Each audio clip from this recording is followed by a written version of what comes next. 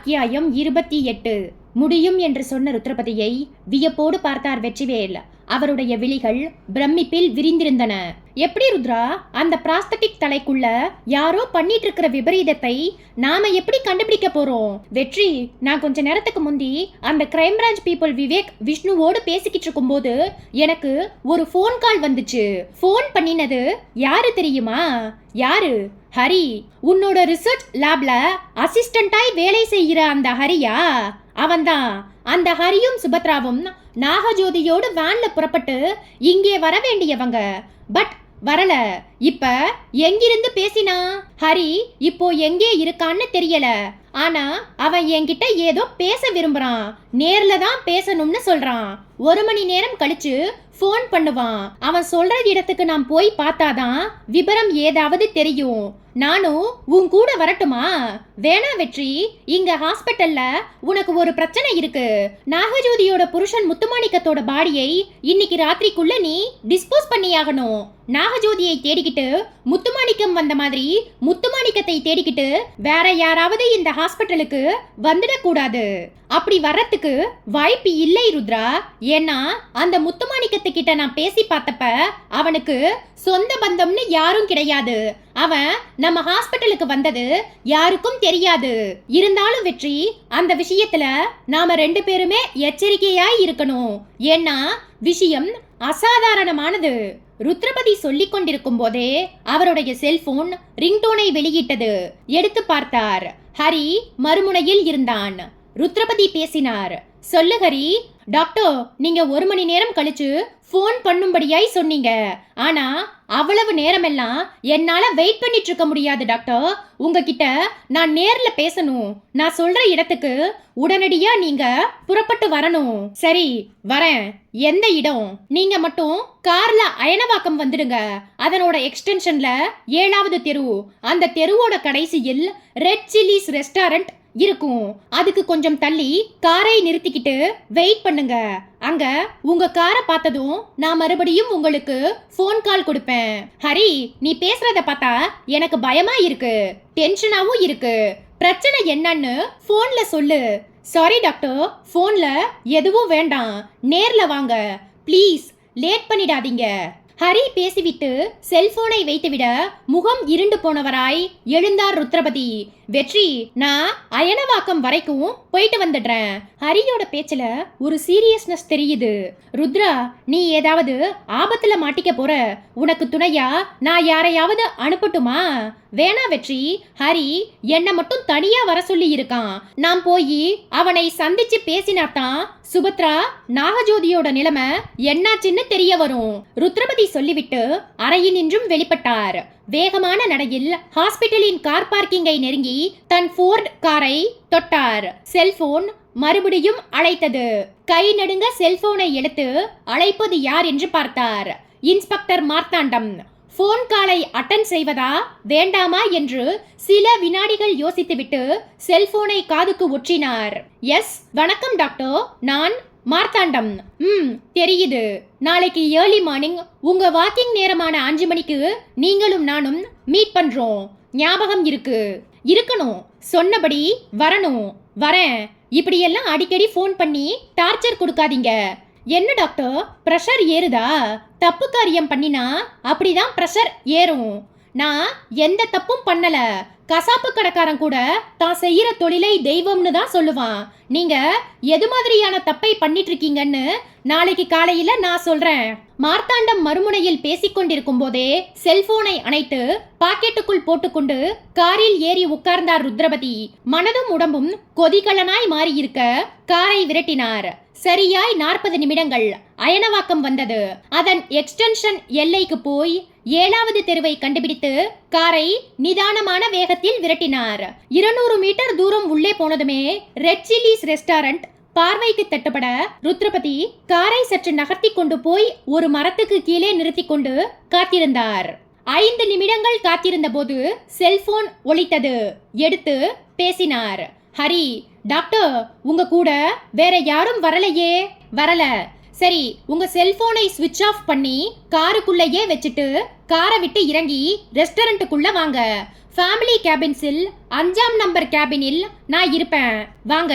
வரேன் சொன்ன ருத்ரபதி தன்னுடைய செல்போனை ஊமையாக்கி காரின் டேஷ்போர்டுக்குள்ளே வைத்துவிட்டு கீழே இறங்கி லாக் செய்துவிட்டு ரெஸ்டாரண்டை நோக்கி போனார். கூட்டம் வெகு சொற்பம். கிரில் கம்பிகளில் சீஸ் தடவப்பட்ட ஒரு முழு சிக்கன் சிவப்பு நிறத்தில் வறுபட்டு கொண்டிருக்க காற்றில் மசாலா மனம். ருத்ரபதியின் இதயம் பயத்தில் இறுகி ஒரு கல்லை போல் கனத்தது.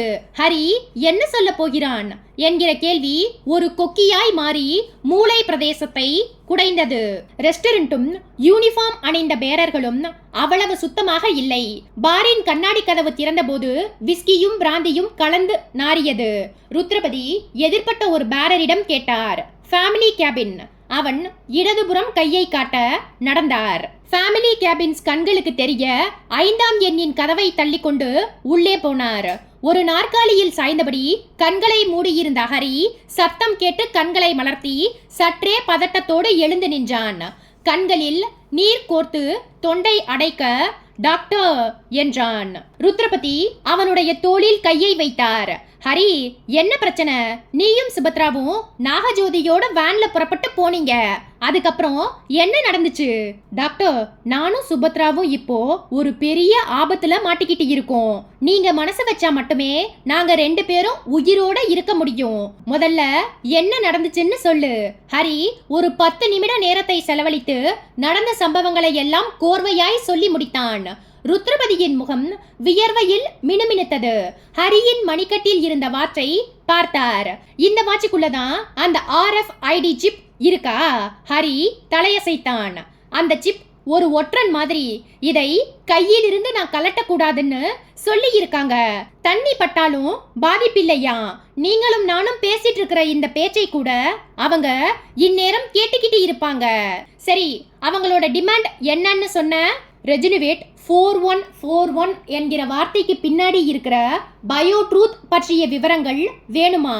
அந்த விவரங்களோட 72 மணி நேரத்துக்குள்ள நான் அவங்களோட இருப்பிடத்துக்கு போகலன்னா சுபத்ராவை கொன்னுடுவாங்களாம். அதுக்கப்புறம் என்னையும் உயிரோட விட மாட்டாங்களாம். ஹரி, உன்னையும் சுபத்ராவையும் வேன்ல கடத்திக்கிட்டு போனவனோட பேர் என்ன? ஜாஃபர். உங்களை கொண்டு போன இடம் ஒரு மலை குகை மாதிரி இருந்ததுன்னு சொன்ன இல்லையா? ஆமா டாக்டர், அங்க ஸ்பீக்கர்ல பேசினது ஒரு பொண்ணோட குரல். ஆமா, அந்த பெண் கேட்ட விவரம் ரெஜினுவேட் 4141 என்கிற பயோ ட்ரூத் இல்லையா? ஆமா டாக்டர், அந்த விவரம் 72 மணி நேரத்துக்குள்ள அவங்களுக்கு வேணும். அந்த விபரத்தோட நீ அங்க போகலன்னா சுபத்ராவை கொன்னுடுவாங்கன்னு சொன்ன. ஆமா டாக்டர். சரி, உன்னோட கையில கட்டி இருக்கிற அந்த சிப் பொருத்தப்பட்ட வாட்சை கலட்டு. டாக்டர், அவங்க இதை கலட்டக்கூடாதுன்னு சொல்லி இருக்காங்க. நான் சொல்றேன், கலட்டு. டாக்டர், கலட்டு ஹரி. தயக்கத்தோடு கலற்றினான். என்கிட்ட கொடுத்தான். அதை வாங்கிய டாக்டர் அந்த வாட்சை கீழே போட்டு தன் பூட்ஸ் காலால் அழுத்தி நொறுக்கினார். அத்தியாயம் 29. டாக்டரின் கனமான பூட்ஸுக்கு கீழே அந்த வாட்ச் தூள் தூளாய் நொறுங்கியதை பார்த்து பதறி போனான் ஹரி. டாக்டர் என்று நடுக்கமான குரலில் சொல்லிக்கொண்டே கீழே குனிந்து சிதறி கிடந்த வாட்சின் துணுக்குகளை பொறுக்க ஆரம்பித்தான். டாக்டர் ருத்ரபதி அவனுடைய தோளில் கை வைத்தார். ஹரி, இனிமே அது குப்பை கூடைக்குள்ள எடுத்து போடக்கூட உதவாது. ஹரி கண்களில் மின்னும் நீருடன் நிமிர்ந்தான். என்ன டாக்டர், சுபத்ரா இப்போ எது மாதிரியான நிலைமையில் இருக்கான்னு தெரிஞ்சும் இப்படி பண்ணிட்டீங்களே. இந்நேரம் இந்த சிப்புக்கு ஏற்பட்ட நிலைமை தெரிஞ்சிருக்கும் அவங்களுக்கு. தெரியட்டும். டாக்டர், எந்த தைரியத்துல நீங்க இப்படி எல்லாம் பேசிட்டு இருக்கீங்கன்னு எனக்கு புரியல. ஹரியின் முகத்தில் லேசாய் கோபம் தெரிந்தது. ருத்ரபதி இறுகிய முகத்தோடு பேசினார். இதோ பார் ஹரி, இது மாதிரியான நேரங்களில் தான் நாம தைரியமா இருக்கணும். நீ கையில் கட்டியிருந்த அந்த சிப் இப்போ உயிரோடு இல்ல. சோ நீயும் நானும் என்ன பேசிக்கிட்டாலும் அந்த விஷயம் அவங்களுக்கு தெரிய போறது இல்ல. அவங்க கொடுத்திருக்கிற 72 மணி நேரம் கெடுவுக்குள்ள அவங்க சொன்ன வேலைகளை நீ செஞ்சு முடிக்கலன்னா சுபத்ராவை ஒன்னும் பண்ணிட மாட்டாங்க. ஒரு சின்ன பயம் கூட உனக்கு வேண்டாம். எப்படி டாக்டர் சொல்றீங்க? டாக்டர் ருத்ரபதி குரலை தாழ்த்தினார். ஹரி, உன்னையும் சுபத்ராவையும் கடத்திட்டு போனவங்களோட நோக்கம் எனக்கு தெரிஞ்ச ஒரு விபரமான ரெஜினுவேட் 4141 என்கிற ஒரு பயோட்ரூத்தை வெளியே கொண்டு வரதுதான் இல்லையா? ஆமா டாக்டர், அந்த உண்மையை நான் உன்கிட்ட சொல்ற வரைக்கும் அவங்க சுபத்ராவையும் உன்னையும் எதுவுமே செய்ய மாட்டாங்க. சோ நீ சுபத்ராவை பத்தி கவலைப்பட வேண்டாம். ஹரி படபடத்தான். டாக்டர், நீங்க நினைக்கிற மாதிரி அவங்க இல்ல. நாம பண்ணிட்டு இருக்கிற டீப் பிரெயின் ஸ்டிமுலேஷன் பத்தின எல்லா விவரங்களையும் தெரிஞ்சுக்கிட்டு அவங்க பேசுற ஒவ்வொரு வார்த்தையும் அடிவயித்தை கலக்குற மாதிரி இருக்கு. என்னையும் சுபத்ராவையும் கடத்திக்கிட்டு போன அந்த ஜாஃபர் நைஜீரிய மொழி பேசுறான். அவங்க எப்படிப்பட்டவங்களாக இருந்தாலும் பரவாயில்ல, அவங்கள சமாளிக்கிறது எப்படின்னு எனக்கு தெரியும். நீ அத பத்தி கவலைப்படாத. இந்த நிமிஷத்தில் இருந்து நான் சொல்றபடி உன்னோட நடவடிக்கைகள் இருக்கணும். எப்படின்னு சொல்லுங்க டாக்டர். ஹரி கேட்டுக்கொண்டிருக்கும் போதே அந்த பேரர் மெனு கார்டோடு பக்கத்தில் வந்து நின்றான். கார்டை ஹரியிடம் நீட்டிக்கொண்டே சொன்னார். Sir, order please. மெனுவை வாங்கி கொண்ட ஹரி ருத்ரபதியை பார்த்தான். டாக்டர், என்ன சாப்பிட்றீங்க? எனி ஜூஸ் ஓகே என்று சொன்ன ஹரி பேரரை பார்த்து 2 மின்ட் லெமனேட் வித் ஜூஸ் என்றான். Sorry sir, any other choice? Orange. Sorry sir, 1 more choice please. Hari எரிச்சலாய் மெனுவை பார்த்துவிட்டு மேங்கோ ஷேக் என்றான். ஒன்ஸ் அகைன் சாரி சார், நீங்க கேட்ட இந்த மேங்கோ ஷேக்கும் லிஸ்டில் இல்லை. ருத்ரபதியின் ரத்தம் சூடேறி தலைக்கு ஏற பேரரை ஒரு கோப பார்வை பார்த்தார். வேற என்னதான் இருக்கு? Gun with bullet sir. ருத்ரபதியும் ஹரியும் லேசாய் முகங்கள் மாறி பேரரை ஏறிட்டார்கள். நீ இப்போ என்ன சொன்ன? புரியலையா டாக்டர்? Gun with bullet. அந்த பேரர் சொல்லிக்கொண்டே தன் யூனிஃபார்மின் பாக்கெட் பகுதிக்கு கையை கொண்டு போய் நிதானமாய் அந்த கரிய நிற துப்பாக்கியை வெளியே எடுத்தான். ஒரு நாற்காலியை இழுத்து போட்டுக்கொண்டு உட்கார்ந்தான். ஒரு கோணல் சிரிப்போடு ருத்ரபதியை பார்த்தான். டாக்டர், நீங்க உங்க மூளையை 25% யூஸ் பண்ணினா நாங்க 75% யூஸ் பண்ணுவோம். ஹரியின் கையில் கட்டியிருந்த சிப் பொருத்தப்பட்ட வாட்சை நீங்க உங்க பூட்ஸ் காலால் போட்டு மிதிக்கலாம். அதை மேற்கொண்டு செயல்பட விடாம நொறுக்கலாம். ஆனா எங்க நெட்வொர்க்கோட பல கண்கள் ஹரியை பார்த்துக்கிட்டு இருக்கும் என்கிற உண்மை உங்களுக்கு தெரிய வாய்ப்பில்ல. இது ஜாஃபருக்கு சொந்தமான ஹோட்டல் என்கிற உண்மை ஹரிக்கும் தெரிய வாய்ப்பு இல்லை. ஹரி அவசர குரலில் குறுக்கிட்டான். இதோ பார் டாக்டர், ஏதோ ஒரு வேகத்துல இந்த தப்பை பண்ணிட்டார். நான் அவர்கிட்ட மறுபடியும் பேசி பார்க்கறேன். அது அப்புறம் முதல்ல டாக்டர் பண்ண தப்புக்கு பனிஷ்மெண்ட் தர வேண்டாமா? பனிஷ்மெண்டா? ஆமா, வாட்சை அவர் தன்னோட கால்ல போட்டு மிதிச்சது எவ்வளவு பெரிய தப்புன்னு அவருக்கு புரிய வேண்டாமா? அவர் பண்ணினது தப்புதான்னு நான் தான் சொல்லிட்டேனே. அதுக்கப்புறமும் அவருக்கு எதுக்காக பனிஷ்மெண்ட்? பனிஷ்மெண்ட்டை அனுபவிக்க போறது டாக்டர் இல்லை. அப்புறம் என்று ஹரி திகிலோடு கேட்டுக்கொண்டிருக்கும் போதே பேரர் தன் யூனிஃபார்மின் மார்பு பகுதிக்குள் கையை நுழைத்து ஒரு அதிநவீன ஸ்மார்ட் போனை எடுத்து அதற்கு உயிர் கொடுத்து ஒரு பட்டனை தேய்த்தான். அவர்களுக்கு முன்பாய் காட்டினான். செல்போனின் திரை 10 வினாடிகள் இருட்டாய் இருந்துவிட்டு சற்றே வெளிச்சம் குறைவான அறையை காட்டியது. அறையின் மையத்தில் ஒரு நாற்காலி போடப்பட்டிருக்க அதில் சுபத்ரா கலவரம் பிடித்த கண்களோடு வியர்த்த முகமாய் உட்கார வைக்கப்பட்டிருந்தாள். பேரர் தன் கையில் இருந்த துப்பாக்கியால் ஹரியின் பின்னந்தலையில் லேசாய் தட்டிவிட்டு கேட்டான். என்ன ஹரி, சேர்ல உட்கார்ந்துட்டு இருக்கது யாருன்னு தெரியுமா? ஹரி பதட்டமானான். நடுக்கம் பரவிய குரலில் கேட்டான். சுபத்ராவை எதுக்காக இப்படி சேர்ல உட்காத்தி வச்சிருக்கோம்னு கேக்குறியா? சுபத்ராவோட உயிருக்கு ஆபத்துன்னு தெரிஞ்சும் அதை பொருட்படுத்தாம டாக்டர் அந்த சிப்பை கால்ல போட்டு மிதிச்சார். அதுக்கு என்ன அர்த்தம்? அவர் ஏதோ கோபத்துல தெரியாம பண்ணிட்டார். கோபம் அவருக்கு மட்டும்தான் வருமா? எங்களுக்கு வராதா?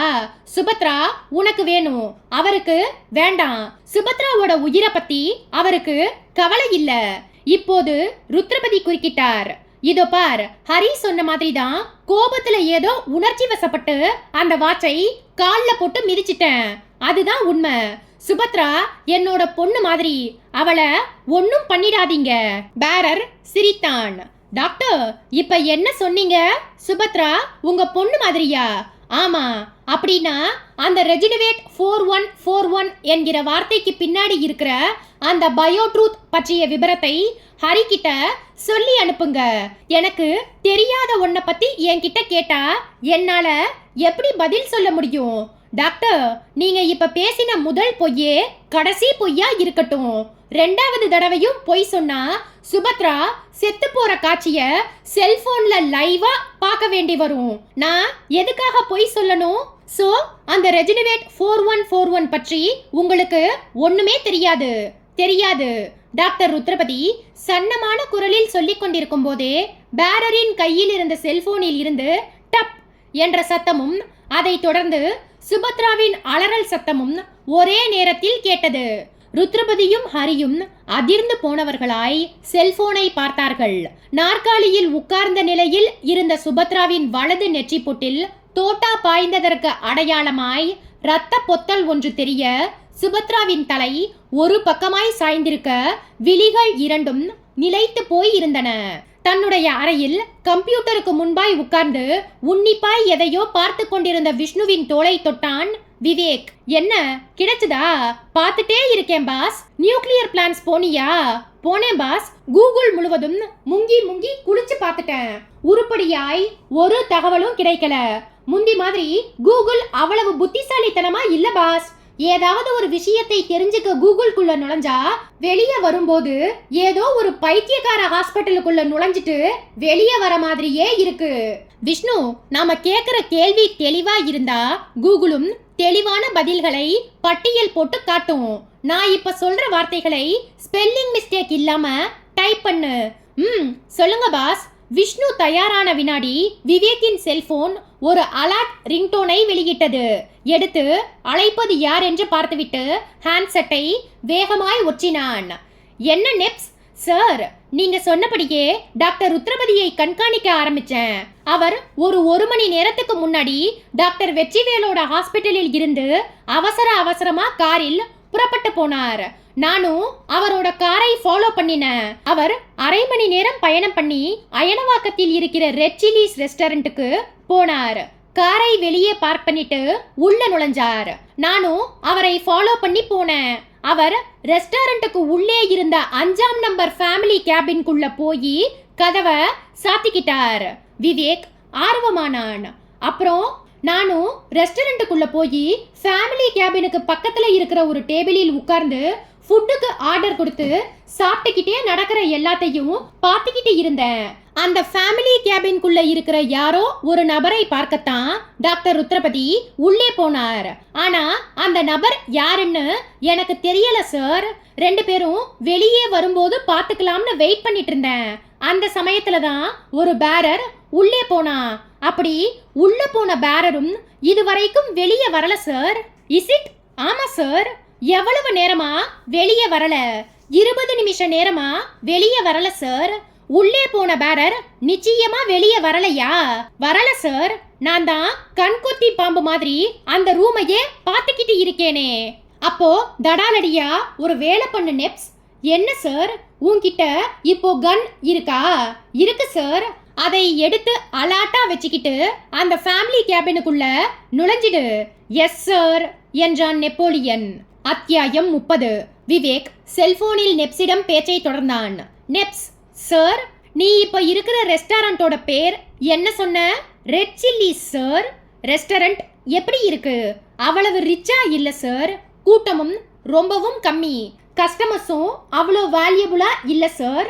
டாக்டர் ருத்ரபதி நுழைஞ்ச அந்த ஃபேமிலி கேபினுக்கு உள்ள இப்ப எத்தனை பேர் இருப்பாங்கன்னு உன்னால கெஸ் பண்ண முடியுமா?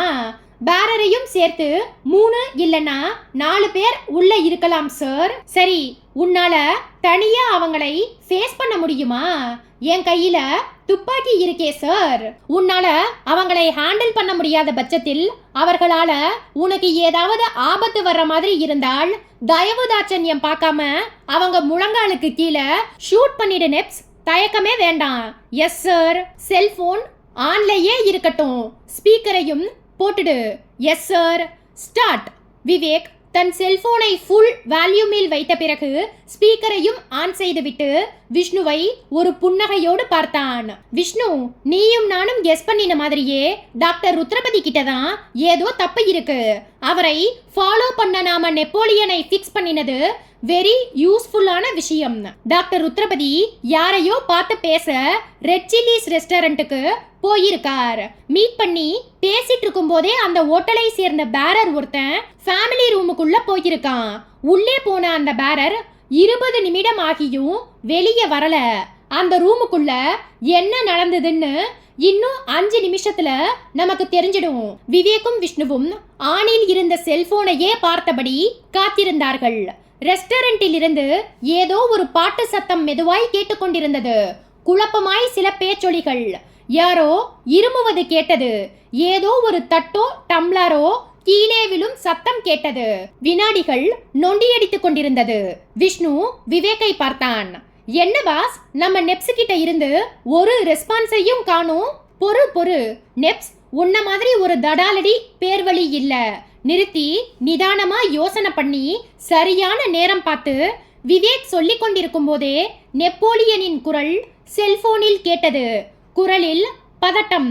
சார், சொல்லு நெப்ஸ், அந்த ரெஸ்டாரண்ட் ஃபேமிலி ரூமுக்குள்ள யாரும் இல்ல சார். என்னது, யாருமே இல்லையா? ஆமா சார், அந்த ரூமுக்குள்ள தானே டாக்டர் ருத்ரபதி போனார். ஆமா சார், அவர் போன அதே ரூமுக்குள்ள தான் பேரரும் போனா. இப்ப அங்க யாரும் இல்ல சார். ஆனா என்ன சொல்லு, அந்த ரூமில் இருந்து வெளியே ரெஸ்ட் ரூம் போக ஒரு சின்ன கதவு இருக்கு. அதை திறந்துக்கிட்டு 3 பேருமே வெளியே போயிருக்கலாம்னு நினைக்கிறேன் சார். நெப்ஸ், நீ உடனடியா ஒரு வேலை பண்ணு. டாக்டர் ருத்ரபதி கார்ல தானே ஹோட்டலுக்கு வந்தார். ஆமா சார், அந்த கார் ரெஸ்டாரண்ட்டுக்கு வெளியே இருக்கிற பார்க்கிங்கில் நின்னுட்டு இருக்கான்னு பாரு. இப்ப பாத்துடுறேன் சார். சீக்கிரம், விவேக் சொல்லிவிட்டு நெற்றியை பிடித்து கொண்டான். விஷ்ணு பெருமூச்சு விட்டான். என்ன பாஸ், இந்த கேஸ் ஆரம்பத்தில் இருந்தே நமக்கு கண்ணாமூச்சி காட்டிட்டு வருது. ஏதாவது ஒரு உண்மைக்கு பக்கத்துல போறோம், ஆனா அது பிடிபடாம நழுவிடுது. விஷ்ணு, குற்றவாளிகள் எவ்வளவு புத்திசாலித்தனமாக செயல்பட்டாலும் ஒரு குறிப்பிட்ட எல்லைக்கு மேல் அவங்களால ஓடி ஒளிய முடியாது. நம்ம பார்வைக்கு தட்டுப்பட்டு தான் ஆகணும். நெப்போலியன் செல்போனில் வந்தான். சார், டாக்டர் ருத்ரபதியின் கார் பார்க்கிங்கில் இல்லை. நல்லா பாத்தியா? அந்த ஏரியா பூராவும் பார்த்துட்டேன் சார். அவர் வந்த காரு இல்ல. சரி, நீ அதே ஹோட்டல்ல இரு. நானும் விஷ்ணுவும் புறப்பட்டு வரோம். அந்த ரெஸ்டாரண்ட்டுக்கு மேனேஜர் யாராவது இருந்தா அந்த நபரை மடக்கி வை. S sir. விவேக் தன்னுடைய செல்போனை அணைத்தான். விஷ்ணு, பாஸ், டாக்டர் ருத்ரபதியோட கார் நம்பரை நோட் பண்ணி வைக்க சொன்னேன். நம்பர் உன்கிட்ட இருக்கா? இருக்கு பாஸ். அந்த கார் நம்பரை கமிஷனரோட கண்ட்ரோல் டவருக்கு அனுப்பி ஜிபிஎஸ் மூலமா சர்ச் பண்ண சொல்லு. விஷ்ணு தலையாட்டி விட்டு தன்னுடைய செல்போனை எடுத்து கமிஷனரின் கட்டுப்பாட்டு அறையை தொடர்பு கொண்டான். Red chillies restaurant. Vivek, Vishnu நெப்போலியனுக்கு முன்பாய் உட்கார்ந்திருந்த ரெஸ்டாரண்டின் மேனேஜர் சேவியர் குறுந்தாடி வைத்திருந்த முகத்தில் வியர்த்து கலக்கமாய் காணப்பட்டார். பதட்டத்தோடு பேசினார். சார், நீங்க சொல்ற எல்லா விஷயமும் எனக்கு ஆச்சரியமா இருக்கு. டாக்டர் ருத்ரபதி இந்த ரெஸ்டாரண்ட்டுக்கு வந்து ஃபேமிலி கேபினில் காத்திருந்த ஒரு நபரை சந்திச்சு பேசிட்டு இருந்ததாகவும் அப்போது ஒரு பேரர் அந்த கேபினுக்குள்ள போனதாகவும் சொல்றீங்க. அப்படி உள்ளே போன பேரர் வெளியே வராம ரெஸ்ட் ரூமுக்கு போற வழியாய் டாக்டர் ருத்ரபதியோடும் இன்னொரு நபரோடும் வெளியேறி இருக்கலாம்னு சொல்றீங்க இல்லையா? அதேதான் சார். நான் இந்த ஹோட்டல்ல மேனேஜராய் ஜாயின் பண்ணின இந்த 3 வருஷ காலத்துல இங்கே ரெகுலராய் வர கஸ்டமர்ஸ் எல்லாரையுமே எனக்கு தெரியும். டாக்டர் ருத்ரபதியோட பேரை நான் இன்னைக்கு நீங்க சொல்லித்தான் கேள்விப்படுறேன். நீங்க காட்டின அவரோட போட்டோவையும் பார்த்தேன். அவரை இதுக்கு முந்தி நான் பார்த்ததே கிடையாது. இது என்னோட முதல் ஆச்சரியம். 2வது ஆச்சரியம் எதுன்னா, அந்த பேரர். இந்த ரெஸ்டாரண்டில் மொத்தம் 16 பேரர்ஸ் வேலை பார்க்கறாங்க. அந்த 16 பேர்ல யாருமே அந்த ரூமுக்கு போகல. வழக்கமாய் அந்த ரூமுக்கு சர்வ் பண்ற பேரர் யாரு? விவேக் இப்படி கேட்டதும் அந்த அறையின் மூலையில் கைகளை கட்டியபடி நின்றிருந்த அந்த நடுத்தர வயது நபர் தயக்கமான நடையோடு முன்னால் வந்தபடி நான் தான் சார் என்றார். உன் பேர் என்ன? சகாதேவன் சார். டாக்டர் ருத்ரபதியை நீ பாத்தியா? நான் அவரை பார்க்கல சார். ஆனா அவர் வரத்துக்கு முன்னாடி ஒருத்தர் அந்த ரூம்ல இருந்தார். வயசு 30க்குள்ள இருக்கும். கொஞ்சம் டென்ஷனோட இருந்தார். மெனு கார்டை நீட்டினப்போ இப்போ எதுவும் வேண்டாம், ஒரு அரை மணி நேரம் கழிச்சு வான்னு சொன்னார். அவர் அப்படி சொல்லிட்டதால நான் மற்ற கஸ்டமர்களை கவனிக்க போயிட்டேன். அதுக்கப்புறம் அந்த ரூம்ல என்ன நடந்ததுன்னு எனக்கு தெரியாது சார். விஷ்ணு ஹோட்டலின் மேனேஜர் சேவியரிடம் திரும்பினான். போலி பேரர் ஒருத்தன் ரெஸ்டாரண்ட்டுக்குள்ள நுழைஞ்சிருக்கான். அது எப்படி உங்க பார்வைக்கு தட்டுப்படாம போச்சு? சாரி சார், யாரோ திட்டம் போட்டு உள்ளே வந்திருக்காங்க. என்னோட பார்வையிலும் மத்த பேரர்ஸோட பார்வையிலும் படாம கண் மறைவாய் இருந்திருக்கலாம். இந்த ரெஸ்டாரண்ட்டுக்கு ஓனர் யாரு? அவர் மும்பையில் இருக்காரு சார். பேரு அசோக் குப்தா. 6 மாசத்துக்கு ஒரு தடவை தான் இங்க வருவார். அக்கவுண்ட்ஸ் விவரங்களை பார்த்துட்டு உடனே போயிடுவார். சில வினாடிகள் மௌனமாய் இருந்த விவேக் பேரர் சகாதேவனிடம் திரும்பினான். நீ பார்த்த அந்த இளைஞன் எப்படி இருந்தான்? அடையாளம் சொல்ல முடியுமா? சிவப்பா உயரமா இருந்தான் சார். ட்ரிம் பண்ணின தாடி, மீச. நான் மெனு கார்டோட உள்ள நுழைஞ்சப்ப எங்கேயோ பார்த்துக்கிட்டு தீவிரமான யோசனையில் இருந்தான் சார். உடுத்தி இருந்த பேண்ட்டும் ஷர்ட்டும் லேசா அழுக்கு படிஞ்ச மாதிரி இருந்தது. மறுபடியும் அவனை பார்த்தா உன்னால அடையாளம் கண்டுபிடிக்க முடியுமா? முடியும் சார். ஏன்னா இப்பவும் அந்த முகம் என்னோட மனசுக்குள்ள இருக்கு. விஷ்ணுவின் செல்போன் வைப்ரேஷனில் உரும அவன் எடுத்து பார்த்துவிட்டு, பாஸ், கமிஷனர் ஆபீஸ் கண்ட்ரோல் ரூமில் இருந்து சிஓ பேசுறார் என்றான். என்னான்னு கேளு. விஷ்ணு செல்போனை காதுக்கு ஒற்றி செவிமடுத்து விட்டு விவேக்கை ஏறிட்டான். பாஸ், டாக்டர் ருத்ரபதியோட காரை ஜிபிஎஸ் மூலமாய் ட்ரேஸ் பண்ண முடியலையா? அந்த காரில் ஜிபிஎஸ் ஜாமர் பொருத்தப்பட்டிருக்கலாம்னு சிஓ அசியூம் பண்றார். மேபி என்று சொன்ன விவேக் எழுந்து கொண்டான். மேனேஜரிடம் நிமிர்ந்தான். மிஸ்டர் சேவியர் சார், இந்த ரெஸ்டாரண்டில் ஏன் சிசிடிவி கேமராக்கள் பொருத்தப்படல? இது ஒரு பழைய கட்டிடம் சார். ரெஸ்டாரண்ட்டும் லாபகரமா இல்ல. ஓனர் இந்த கட்டிடத்தை இடிச்சிட்டு புது கட்டிடம் கட்ட ஒரு டெண்டர் ஆஃபர் பண்ணி இருக்கார். இன்னும் ஒரு 6 மாசத்துக்குள்ள அதுக்கான வேலைகள் ஆரம்பமாயிடும். ஹோட்டல்னு இருந்தா ஒரு சிசிடிவி கேமராவாவது என்ட்ரன்ஸ்ல இருக்கணும். அதுக்கான ஏற்பாட்டை முதல்ல பண்ணுங்க. Yes sir. விவேக் விஷ்ணு நெப்போலியனோடு ஹோட்டலை விட்டு வெளியேறி காத்திருந்த காரில் ஏறி பயணிக்கும் வரை பொறுமையாய் பார்த்து கொண்டிருந்த சேவியர் தன் இடுப்பு பாகத்தில் பதுக்கி வைத்திருந்த அந்த ஸ்மார்ட் போனை எடுத்து ஒரு எண்ணெய் தேய்த்து விட்டு பேசினார். குரலில் கோபம் கொப்பளித்தது. போலீஸ் எந்த இடத்துக்கு வரக்கூடாதுன்னு நாம நினைச்சோமோ அந்த இடத்துக்கு வந்து ஒரு விசாரணையையும் பண்ணிட்டு போயிட்டாங்க. இனிமே வரப்போகிற ஒவ்வொரு வினாடியும் நாம ஜாக்கிரதையாய் செயல்படணும். இல்லைன்னா இத்தனை நாள் பட்ட கஷ்டத்துக்கு பலன் இல்லாம போயிடும்.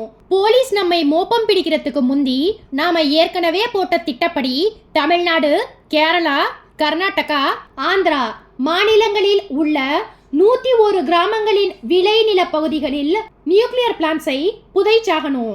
அதே நேரத்தில் ரெஜினுவேட் 4141 என்கிற வார்த்தைக்குள் ஒளிஞ்சிருக்கிற உண்மையையும் டாக்டர் ருத்ரபதி கிட்ட இருந்து எடுத்தாகணும். அடுத்த 24 மணி நேரத்துக்குள்ள எல்லாம் நடக்கும் என்றது செல்போனின் மறுமுனை.